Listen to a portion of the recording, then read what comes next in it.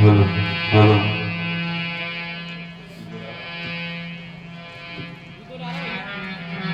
Hello hello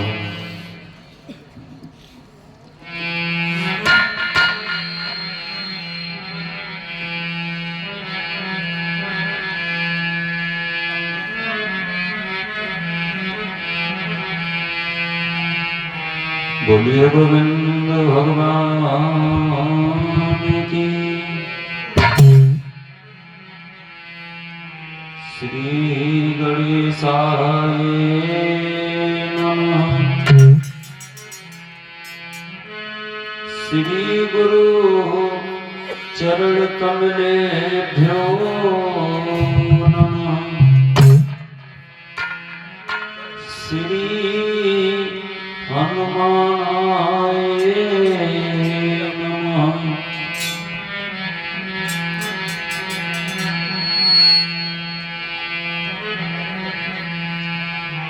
सच्चिदानंद रूपाय विश्वोत्पत्त्यादिहेतवे तापत्रय विनाशाय श्री कृष्णाय वयं नमः। बंसी विभूषित करानवनीरदाभात पीताम्बरा बिंब फला धरोष्टधातु अखंड मंडलाकारं व्याप्तमेन चराचरम् तत्पदं दर्शतमेन तस्मै श्री गुरुवे नमः।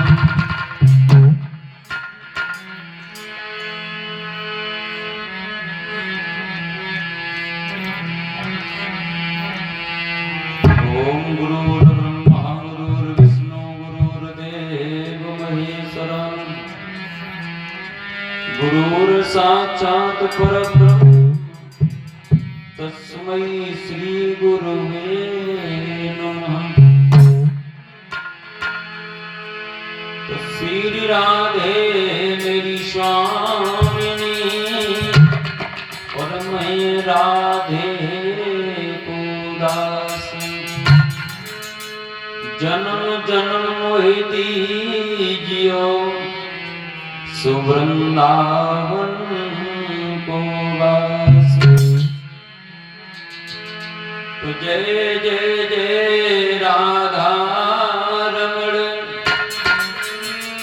जय जय नवल किशोर जय गोपी चित चोर प्रभु सो जय जय माखन चोर।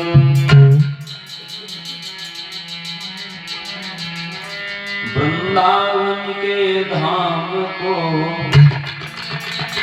और मरम न जाने कोई डाल डाल और पात पात पे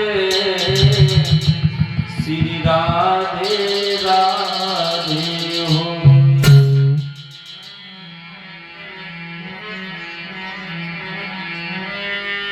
कथा शुरू अब होते आवीर हनुमान आसन आए प्रभु लीजियो मेरे पवन पुत्र बलवान।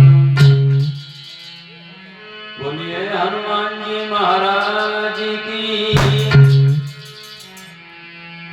बोलिए श्री रामचंद्र भगवान की। बोलिए राधे रानी सरिका की। आदरणीय हमारे समस्त श्रोता बंधु आदर के बुजुर्ग प्यार करने बच्चों सीता अनुसुईया सावित्री के पद चिन्हों पर चलने वाले हमारे ग्राम की समस्त माताएं और बहनें अर्चनी वंदनी पूजनी प्रातः स्मरणी हमारे सभी संत समाज हम इस व्यासपीठ के द्वारा हम अपने और आप सभी भक्तों के इष्ट देवता कुल देवता पितृ देवताओं का आह्वान करते हुए, ग्राम देवताओं का, नगर देवताओं का आह्वान करते हुए कि आप भी प्रभु आकर के इस पावन रसमयी कथा में विराजमान हो गए। क्योंकि महाराज हमने ये क्यों कहा कि अपने कुल देवता, पितृ देवता, ग्राम देवता, नगर देवताओं का आह्वान करते हुए आप भी आए और भगवान की पावन कथा को श्रवण करा दें। क्योंकि परीक्षित महाराज दुनिया अपने लिए तो सब कुछ करती है, अपने लिए, लेकिन जो गैरों के लिए करता है वही इस दुनिया में नाम करके जाता है।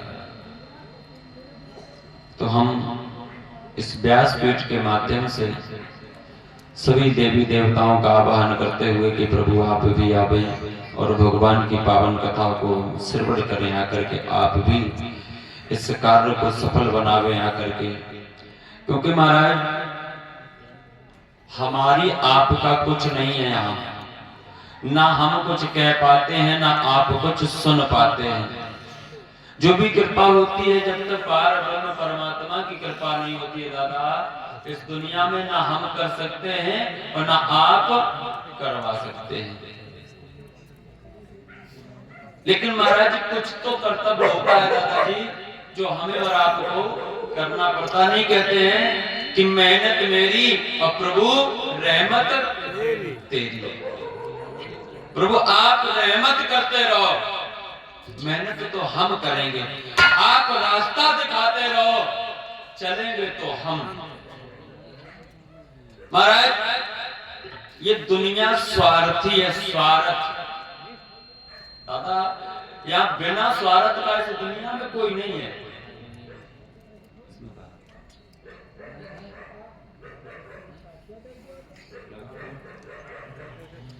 ये दुनिया स्वार्थ है। क्योंकि महाराज स्वार्थ जब तक नहीं होता है तब तक कोई प्रीत नहीं करता है। अगर आप भी हमसे प्रेम कर रहे हैं तो वो भी स्वार्थ का प्रेम कर रहे हैं। स्वार्थ है ना, क्या स्वार्थ है? ये स्वार्थ है कि हम आए तो कथा आपको श्रवण कराएंगे। और हमारा स्वार्थ क्या है ये तो आप लोग सभी जानते हो। या बिना स्वार्थ के कुछ नहीं परीक्षित महाराज। क्योंकि माँ भी अपने बेटा से प्रेम करती है तो वो भी मतलब से करती है महाराज। माँ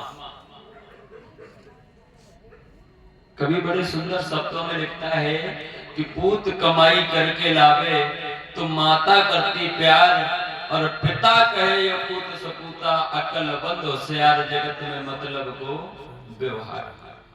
माता को जब तक माँ अपने बेटा से मैया प्रेम करती है तो जब तक बेटा कमा कमा करके अपनी माँ को देता रहता है तो माँ कहती है कि श्रवण कुमार क्या थे, उससे बढ़कर के श्रवण कुमार से ज्यादा मेरा बेटा है।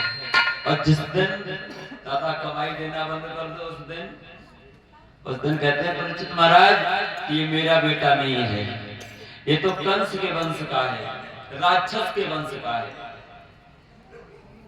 तो बिना स्वार्थ की इस दुनिया में कुछ है ही नहीं। भगवान से भी लोग प्रेम करते हैं तो वो भी स्वार्थ से करते हैं। क्यों? कोई भी मुसीबत आती है तो सबसे पहले भगवान के दरबार की ओर भगवान का नाम लेते हैं। हे प्रभु, हे परमात्मा, मेरा ये काम हो जाए तो आपके मंदिर में प्रसाद चढ़ाएंगे आके। और कोई मुसीबत ना आई तो कौन भगवान को याद करता है? कोई करता है? कोई याद नहीं करता।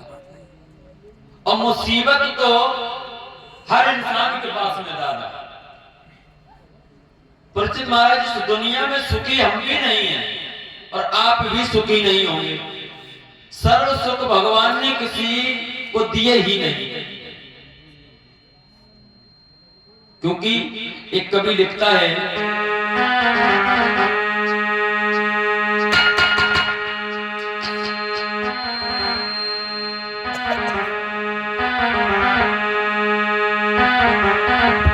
कि कोई तन दुखी कोई मन दुखी,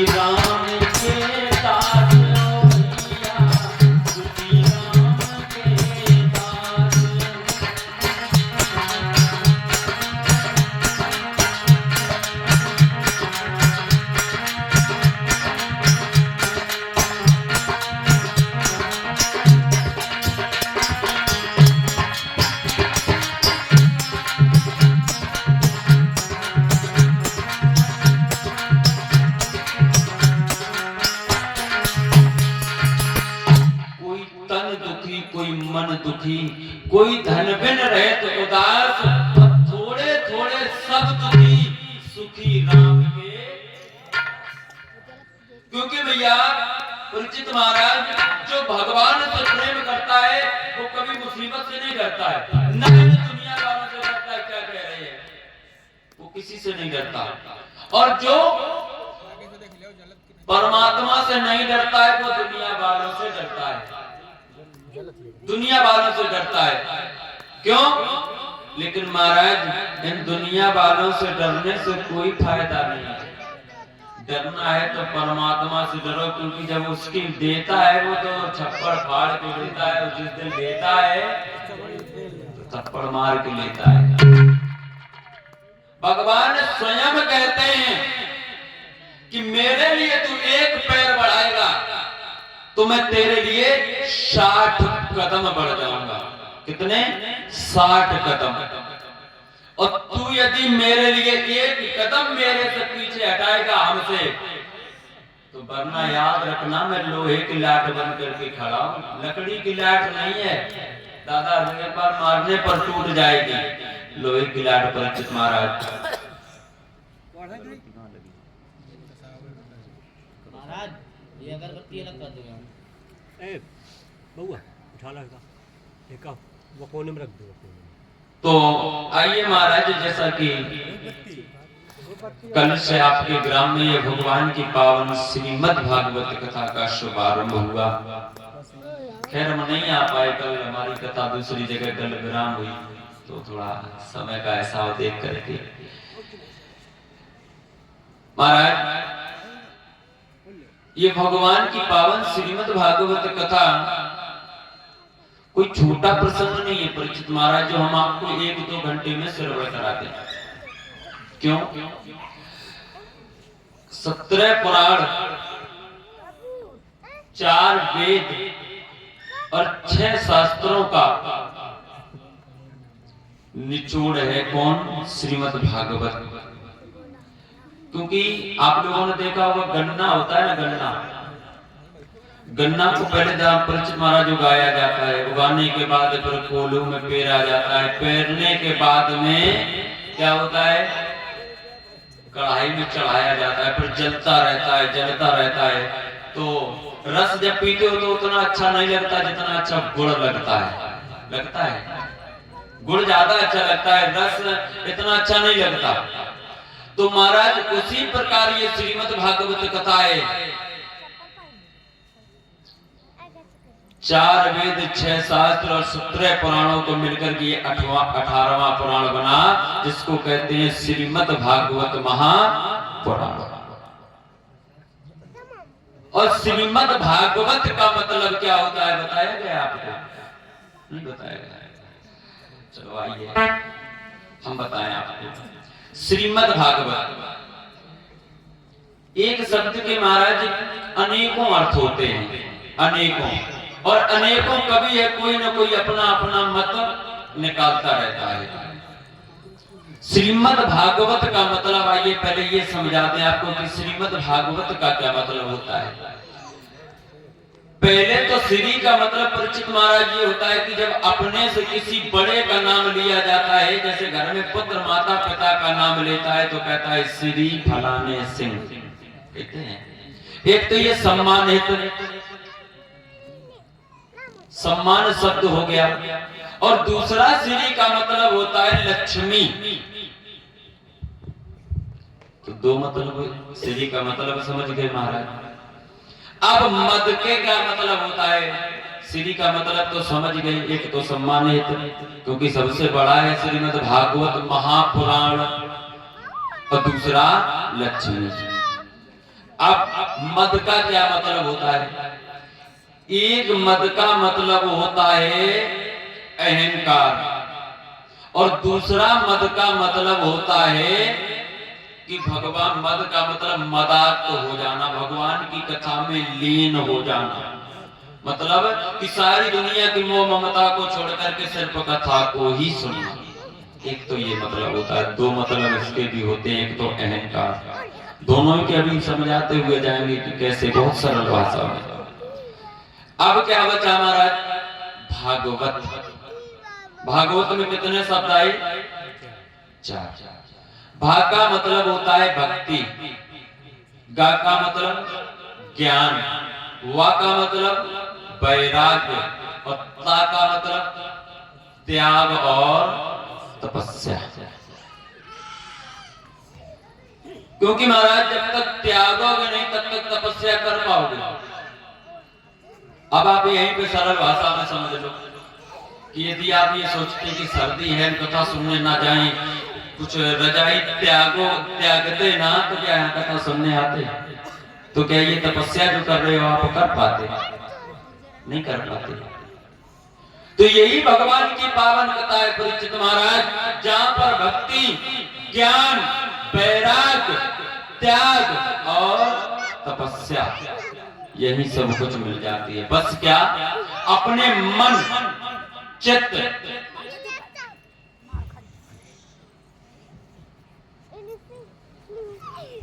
बुद्धि को एकाग्रित करके।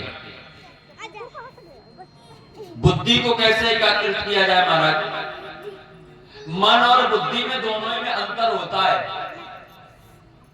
मन और आत्मा, मान लीजिए बुद्धि आत्मा है और ये भैया हमारे श्रीमान प्रेमचंद लोधी सिपाही जी कमेटी संयोजक, उनकी तरफ से 51 रुपए हमारे लिए और 101 रुपए कमेटी के लिए आए हैं।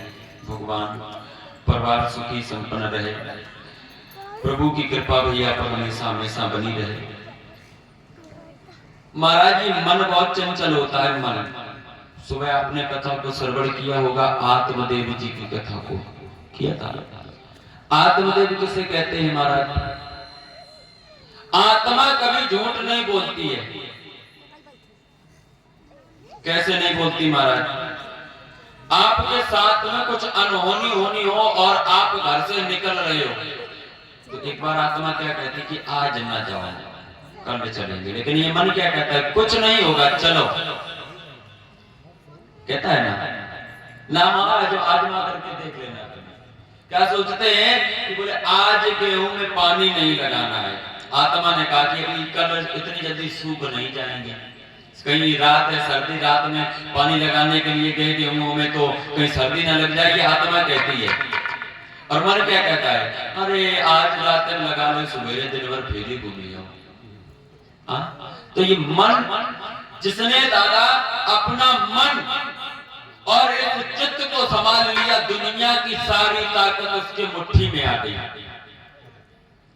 मन बहुत चंचल होता है महाराज, ये पता नहीं कहां भटक जाए। बैठे पांडाल में हो, कथा से भटक करके मालूम नहीं ये कहां चला जाए। भगवान की जब असीम अनुकंपा होती है तब भगवान की पावन कथाओं का, भगवान की पावन सुंदर लीलाओं को श्रवण करने का अवसर प्राप्त होता है महाराज। जब मनुष्य के पूर्व जन्म के पुण्य होते होते हैं तब भगवान की पावन कथाओं को श्रवण करने का अवसर प्राप्त होता है।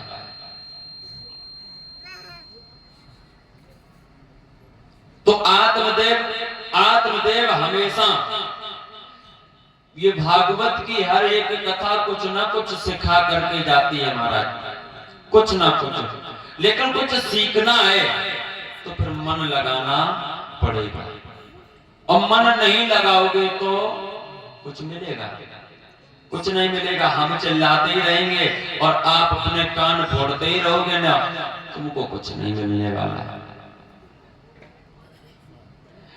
महाराज भगवान की पावन कथा को करने वाला और कराने वाला परीक्षित महाराज दोनों ही पवित्र होने चाहिए, बिल्कुल पवित्र। आप भी महाराज, इसलिए हमने ये कहा है कि आप भी जब तक भगवान की पावन कथा चल रही है आप भी पवित्र रहें और हम भी पवित्र ही रहेंगे। कोई अपवित्रता नहीं आनी चाहिए महाराज। क्योंकि महाराज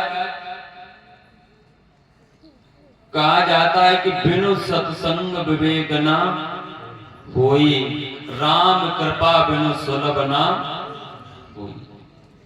महाराज विवेक क्या होता है? विवेकम सरल भाषा में नम्रता, कि कोई यदि हमसे कुछ कह रहा है तो उसको सुन लो, बिल्कुल शांति। और यदि शांति रखोगे तो परमात्मा भी कभी अशांत तुम पर नहीं होगा। अब ऐसा ना हो हमारे परिचित महाराज कि मनमा राम बगल में ईटा मिल जाए राम, ऐसा नहीं होना चाहिए।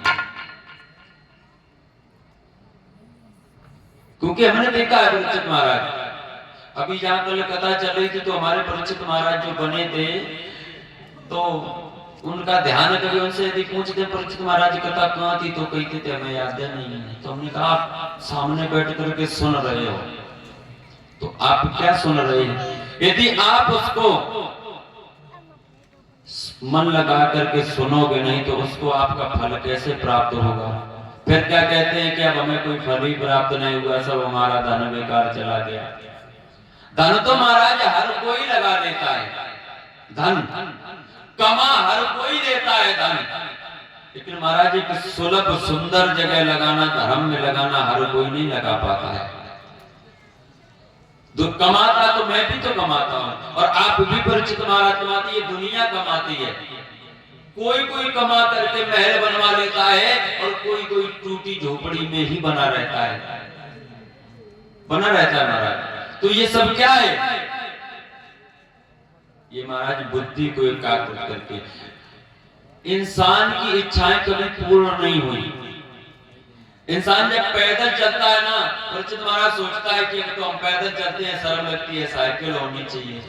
और जब साइकिल हो गई तो क्या कहते हैं, साइकिल चलाने में मेहनत पड़ती है, अब तो मोटरसाइकिल होनी चाहिए। अब जब मोटरसाइकिल हो गई तो क्या कहते हैं दादा कि अब सर्दी में चल रहे हैं, हवा लागत की, अब तो बंद गाड़ी होनी चाहिए। और जब बंद गाड़ी हो गई तब बोले अब इस धरती पर चलने में अच्छा नहीं लगता है, अब तो उड़ने वाला होना चाहिए। क्यों महाराज? तो भगवान ने किसी की इच्छाएं पूरी कर ही नहीं पाई इस दुनिया में। लेकिन महाराज पहला सुख कौन सा होता है? पहला सुख निरोगी काया, दूजा सुख घर में हो माया, तीजा सुख सुलक्षण नारी और चौथा सुख सुत आज्ञा। पहला सुख है महाराज इस शरीर में कोई रोग ना हो। दुनिया में कहीं भी चले जाओ महाराज, हर चीज तुम्हारे सामने उपलब्ध होगी। क्यों? जब ये शरीर स्वस्थ है तो कहीं भी काम करोगे तो कहीं भी पैसा कमा लोगे, जब पैसा कमाओगे तो फिर बिना पैसा के महाराज, पैसा है तो दुनिया की सारी दौलत तो तुम्हारे हाथ में, कुछ भी खरीद सकते हो महाराज पैसा।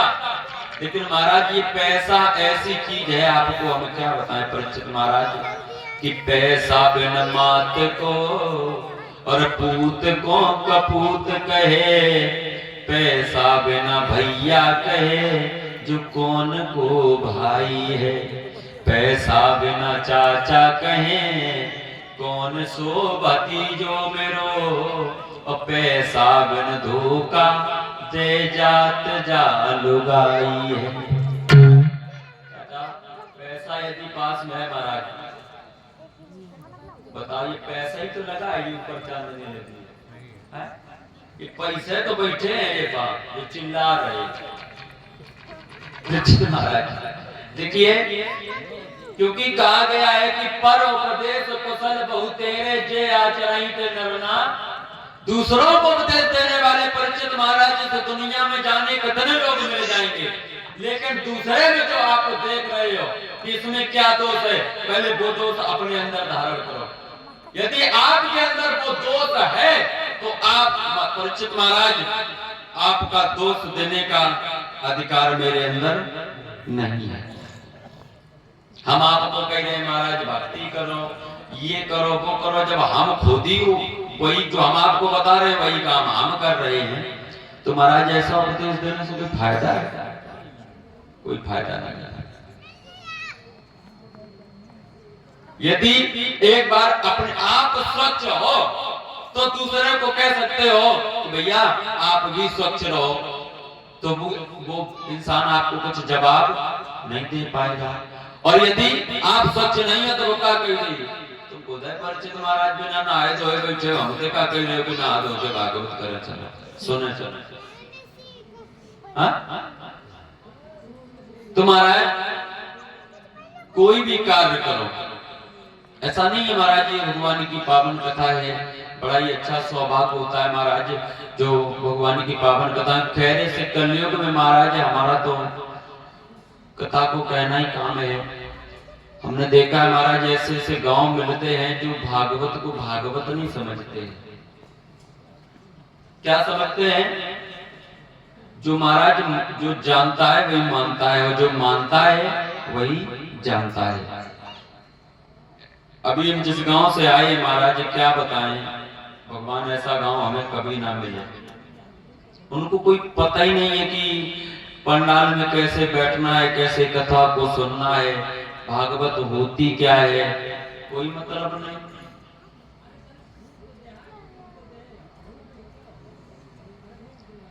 तो आइए महाराज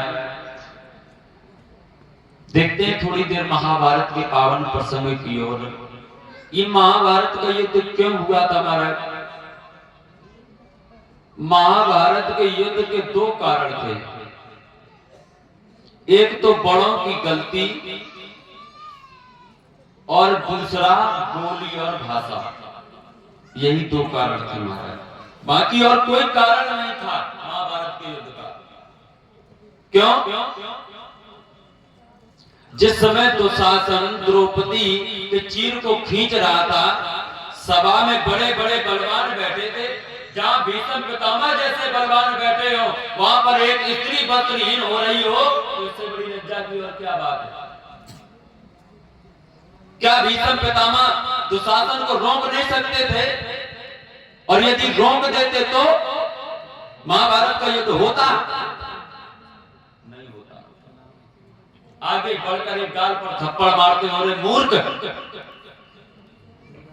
तू एक स्त्री को वस्त्रहीन कर रहा है, क्यों कर रहा है ऐसा? महाराज महाभारत का युद्ध नहीं होता। और ऐसा नहीं है महाराज, कुछ माता पिता का भी असर होता है। क्यों? धृतराष्ट्र तो जन्म से अंधे थे, धृतराष्ट्र वो तो जन्म से अंधे थे, लेकिन पत्नी ने क्या देखा, बोले मेरे पति अंधे हैं तो लाओ मैं भी आंखों में पट्टी बांध। तो पत्नी को ऐसा करना चाहिए? ऐसा नहीं करना चाहिए पत्नी को। क्यों नहीं करना चाहिए? मान लीजिए मेरा पति अंधा है तो पत्नी का क्या धर्म, पत्नी को क्या कहा गया महाराज? अर्धांगिनी,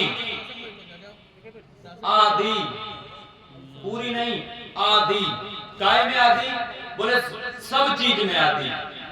पति यदि 10 रुपए दान भी करता है तो वो भी आधा पत्नी के हिस्से में जाता है।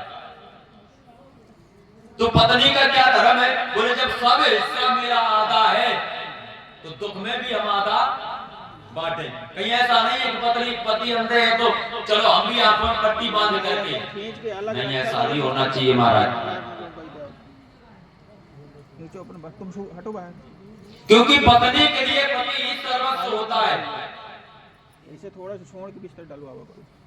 पति ही देवता होता है। लेकिन आजकल परिचित महाराज पति की सेवा कोई करता है? पहले की माताएं जब सुबह सोकर के उठती थी तो सबसे पहले अपने पति के चरणों को स्पर्श करती थी, और अब कोई करता है? कोई नहीं करता महाराज। क्यों नहीं करता? पहले सिंगारा बनाना तो फुर्सत हुई जाए, शाम को 4 बजे सो जाती है, 4 बजे। सुबह 10 बज गए, 10 बार जब जगाएंगे कि उठो देखो मुझे काम पर जाना है, मुझे खेतों पर जाना है, मुझे भोजन बना दो, तब उठी। कौन पति के पैर छुए? सीधे भाग गई कहां? शीशा के पास में। क्यों? शाम को देखे बिंदी लगा करके सोए थे, कौन सोते समय छूट तो नहीं गई है? पति के चरणों का कोई ध्यान नहीं है महाराज। परिचित माता जी आप छूती हैं पैर? ना छूती हो तो जब तक कथा हो रही है तब तक छू रोज। चलो कम से कम एक माता जी ऐसी मिली है आज 4 कथाओं के बाद में तो परीक्षित महाराज ने ये कहा कि मेरे रोज पैर छुए जाते हैं, क्योंकि भैया आप किसी भी मंदिर में चले जाओ, यदि ये महाराज दुखी हैं तो वो महाराज मानने वाले नहीं है।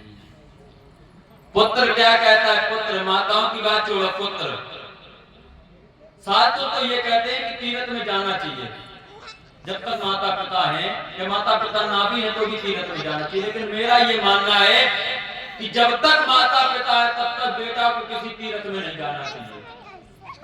क्यों? सारे तीर्थ धाम आपके चरणों में। माता पिता से बढ़कर पुत्र के लिए कोई हो सकता है महाराज? हो सकता है कोई नहीं हो सकता। क्यों? जो मैया 9 मास अपने गर्भ में रखा, जो मैया खुद गीले में सोती रही, अपने बेटा को सूखे में सुलाती रही। परीक्षित महाराज, पिता ने सारी जिंदगी की कमाई अपने शरीर को जवानी से लेकर के बुढ़ापा आ गया, अपने बेटा की ख्वाहिशों को पूरा किया। बेटा ने यह कहा, पिताजी हमें ये चीज चाहिए, पिताजी ने वही चीज ला करके दी। और महाराज, जब वही बेटा, माता पिता अपने बेटा को क्यों बड़ा करते हैं, क्यों सारी ख्वाहिशों को पूरा करते हैं कि जब मैं मेरे बुढ़ापा आ जाएगा, जब मैं पैर चल नहीं पाऊंगा, जब मैं बैठ नहीं पाऊंगा, तो बेटा मेरे बुढ़ापे की लाठी बन करके आएगा। और परीक्षित महाराज, वही बेटा जब समय आने पर ये कह दे कि तुमने मेरे लिए किया ही क्या है, फिर उस माता पिता पर क्या बीतेगी? क्या बीतेगी?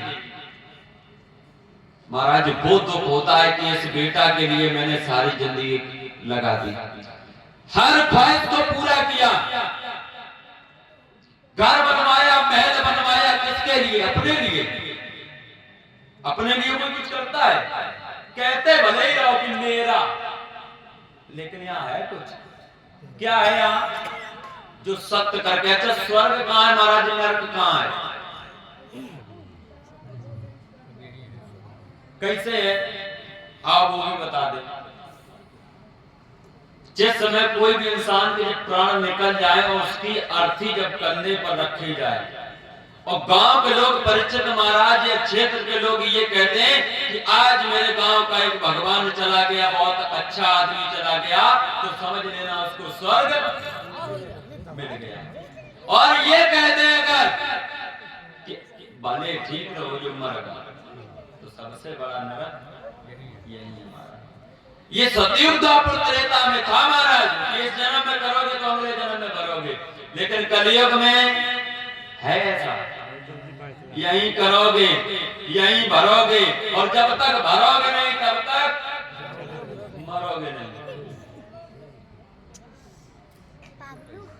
मरने वालों में भी महाराज बड़ा अंतर, मरने वालों में। दादा, हमने देखा है कुछ लोग बड़े शाम को खा पी करके लेटे और सुबह पता ही नहीं कब प्राण निकल गए, मालूम चला कुछ नहीं। और कुछ लोग 10-10 साल तक चारपाई पर लेटे रहे, यही नहीं मालूम कब इनके प्राण निकलेंगे। ये सब क्या है महाराज? कर्मों की खेती है। जो जैसा करेगा वो वैसा भरेगा, क्योंकि जो कोई जैसा करे और अनाड़ी जैसा पाएगा।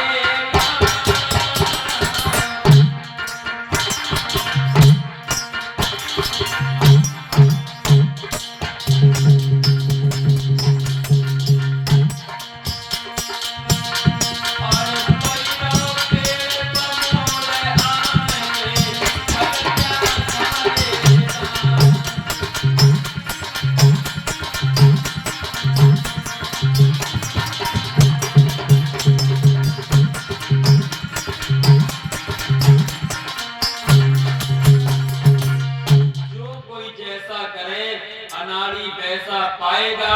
और पहलो पेड़ बमूर आम के फल क्या खाएगा।